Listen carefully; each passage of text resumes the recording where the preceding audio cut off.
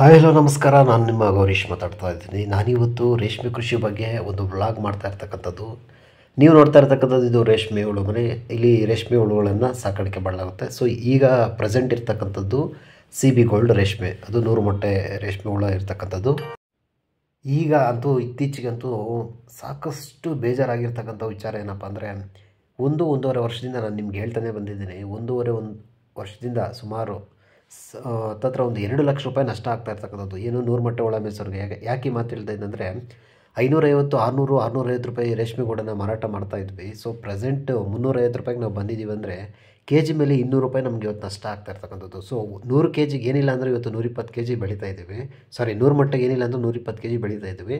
ಹಂಗೆ ಲೆಕ್ಕ ಹಾಕ್ಕೊಂಡ್ರು ನಮಗೆ ಎಷ್ಟಾಯಿತು ನೋಡಿ ನೀವೇ, ಅಷ್ಟೊಂದು ನಷ್ಟ ಆಗ್ತಾ ಇರ್ತಕ್ಕಂಥದ್ದು. ಸೊ ಏನಿಲ್ಲ ಅಂದರೆ ಬ್ಯಾಚ್ಗೆ 20,000 to 30,000 ಮಿನಿಮಮ್ ಇವತ್ತು ನಮಗೆ ನಷ್ಟ ಆಗ್ತಾ ಇರ್ತಕ್ಕಂಥದ್ದು. ರೇಷ್ಮೆ ಹುಳು ಬೆಲೆ ಎಷ್ಟಿತ್ತು ಕಳೆದ ಒಂದು 8 ಅಥವಾ 10 ವರ್ಷದಿಂದ ಎಷ್ಟಿತ್ತು, ಈಗ ಎಷ್ಟಿದೆ ಚೆನ್ನಾಗಿ ಅರ್ಥ ಮಾಡ್ಕೊಳ್ಬೇಕು. 2,500 ರೂಪಾಯಿ ಇದ್ದಿದ್ದು 10 ವರ್ಷದಿಂದ, ಈಗಿರ್ತಕ್ಕಂಥದ್ದು 7,000 ರೂಪಾಯಿ ಆಗಿದೆ. ಸೊ ಹತ್ತತ್ರ ಒಂದು 100 ಮೊಟ್ಟೆ ಹುಳ ರೇಷ್ಮೆ ಸಾಕಾಣಿಕೆ ಮಾಡಬೇಕಂದ್ರೆ ನಾವು 40ರಿಂದ 50 ಕೆ ಜಿಯಷ್ಟು ಇವತ್ತು ಖರ್ಚು ಬರ್ತಾ ಇದೆ. ಅಂದರೆ ನಾವು 100 ಮೊಟ್ಟೆಗೆ 100 ಕೆ ಜಿ 120 ಕೆ ಜಿ ಏನು ಬೆಳಿತೀವಿ ಅದರಲ್ಲಿ 50 ಕೆ ಜಿ ಅಥವಾ 40 ಕೆ ಜಿ, ಮಿನಿಮಮ್ 40 ಕೆ ಜಿಯಷ್ಟು ನಾವು ಖರ್ಚಿಗೆ ತೆಗಿಬೇಕಾಗುತ್ತೆ. ಇನ್ನು ಉಳಿದ ಒಂದು 40-50 ಕೆ ಜಿ ಮಾತ್ರ ನಮಗೆ ಸಿಗ್ತಾ ಇರ್ತಕ್ಕಂಥದ್ದು. ಮುಂಚೆ ಆ ರೀತಿ ಇರಲಿಲ್ಲ.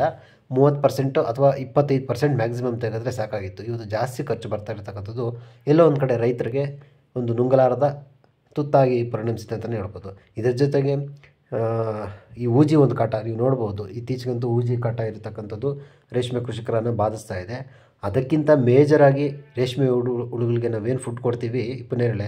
ಸೊ ಇವತ್ತು ಹಿಪ್ಪುನೇರಳೆಗೆ ನುಸಿ ರೋಗ ಮತ್ತೆ ಅಟ್ಯಾಕ್ ಆಗ್ತಾ ಇರ್ತಕ್ಕಂಥದ್ದು. ಈ ಕಾಲ ಬಂದರೆ ಸಾಕು, ಪ್ರತಿ ವರ್ಷ ಒಂದು 3-4 ವರ್ಷಗಳಿಂದ ಈ ರೀತಿ ಆಗ್ತಾ ಇರ್ತಕ್ಕಂಥದ್ದು ನುಸಿ ರೋಗ. ಮಳೆಗಾಲ ಕಂಪ್ಲೀಟ್ ಹೋಗೋ ತನಕ, ನೆಕ್ಸ್ಟ್ ಚಳಿಗಾಲ, ನೆಕ್ಸ್ಟ್ ಅಂದರೆ ಜನವರಿ ಹತ್ತತ್ರ ಫೆಬ್ರವರಿವರೆಗೂ ಈ ರೋಗ ಕಾಣಿಸ್ಕೊಳ್ಳುವಂಥ ಒಂದು ಚಾನ್ಸಸ್ ಇರುತ್ತೆ. ಸೊ ಈ ರೋಗಕ್ಕೆ ನಾವೇನು ಮಾಡ್ತೀವಿ, ಔಷಧಿಗಳನ್ನು ಸಿಂಪಡಣೆ ಮಾಡ್ತೀವಿ. ಔಷಧಿಗಳನ್ನು ಸಿಂಪಡಣೆ ಮಾಡಿ ಕೆಲವೊಂದು ಬ್ಯಾಚು, ಈಗ ಒಂದು 10 ಜನ ಸಿಂಪಡಣೆ ಮಾಡಿದರೆ ಅದರಲ್ಲಿ 5ರಿಂದ 6 ಜನ ಮಾತ್ರ ಬೆಳ್ಕೊಳ್ತಾರೆ ಚೆನ್ನಾಗಿ. ಇನ್ನು 4ರಿಂದ 5 ಜನಕ್ಕೆ ಏನೋ ಒಂದು ಸಮಸ್ಯೆ ಆಗಿ ಕೊನೆಯಲ್ಲಿ ಗೂಡು, ಪರೆಗೂಡು ಅಂತ ನಾವೇನು ಕರಿತೀವಿ, ಆ ರೀತಿ ಕಟ್ಟುವಂಥ ಚಾನ್ಸಸ್ ಇರುತ್ತೆ. ಸೊ 100% ಬೆಳೆ ಯಾರೂ ಬೆಳೀಲಿಕ್ಕೆ ಆಗ್ತಾಯಿಲ್ಲ. ಗಾಯದ ಮೇಲೆ ಬರೆ ಎಳ್ದಂತ ಆಗ್ತಾಯಿದೆ ರೈತರ ಒಂದು ಜೀವನ ಅಂತ ನಾವು ಹೇಳ್ಬೋದು. ಇನ್ನು ಈ ವಿಡಿಯೋನ ಯಾರ್ಯಾರು ನೋಡ್ತಾ ಇದ್ದರೆ, ಇದು ಏನು 4ನೇ ದಿನದಲ್ಲಿರ್ತಕ್ಕಂಥ ಒಂದು ರೇಷ್ಮೆ ಹುಳು CB ಗೋಲ್ಡ್. ಅಂದರೆ ಇದು ನಿಮಗೆ ಯೆಲ್ಲೋ ಕಲರ್ ರೂಪದಲ್ಲಿರ್ತಕ್ಕಂಥ ಗೂಡನ್ನು ಕಟ್ಟುತ್ತೆ. ಬೈವೋಲ್ಟಿನ್ನು ಅದು ವೈಟ್ ಗೂಡಲ್ಲಿರುತ್ತೆ, ವೈಟ್ ಕಲರ್ ಇರುತ್ತೆ ನಿಮಗೆ. ಇದು ನಮಗೆ CB ಗೋಲ್ಡ್ ಬಂದು ಗೋಲ್ಡ್ ಕಲರ್ ಇರುತ್ತೆ. ಸೊ ಇದನ್ನು ನೀವು ನೋಡ್ಬೋದು. ನೀವು ಎಲ್ಲೆಲ್ಲಿಂದ ಅಂದರೆ ಯಾವ್ಯಾವ ಡಿಸ್ಟಿಕ್ಕಿಂದ ಈ ಒಂದು ವೀಡಿಯೋನ ನೋಡ್ತಾ ಇದ್ದರೆ ಕಮೆಂಟ್ ಸೆಕ್ಷನಲ್ಲಿ ಕಮೆಂಟ್ ಮಾಡಿ. ಹಾಗೆ ಈ ಒಂದು ವೀಡಿಯೋಗೆ ಒಂದು ಲೈಕ್ ಮಾಡಿ, ಚಾನಲ್ ಸಬ್ಸ್ಕ್ರೈಬ್ ಮಾಡೋದನ್ನ ಮರಿಬೇಡಿ.